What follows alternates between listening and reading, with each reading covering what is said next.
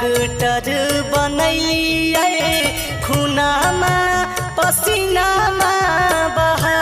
भोजपुरिया समाज जिंदाबाद हो भैया। अमित आशिक के गाना आया हुआ है, ऐसा गाना है जो कि भैया दिल से दिल अटैच हो जाएगा और अखियाँ से आंसू भी गिरने लगेगा। जो बंगाल में जो कांड हुआ है, जो डॉक्टर के संग रेप हुआ है, उसी के आधारित गाना आया हुआ है। और भैया वो अपना लैंग्वेज में गाए हुए हैं, वो डॉक्टर को क्या पीड़ा दिखाते हैं, डॉक्टर कैसा बना जाता है, घर का स्थिति कैसा है, उस हिसाब से दिखाते हैं। अमित आशिक भैया खेती बाड़ी करते हैं और खेती बाड़ी करके अपना बहन को पढ़ाते हैं और बहन जैसे तैसे तो डॉक्टर बन जाती है। जब बहन लोगों को इलाज करने जाती है तो लोग वहाँ के लोग, आसपास के लोग उसकी बहन को रेप कर देते हैं और डॉक्टर कहते हैं कि तुम्हारी बहन खुदकुशी कर ली है। जैसे कॉल आता है अमित आशिक के पास, अमित आशिक रोते रोते जाते हैं, मेरी बहन ऐसा नहीं कर सकती।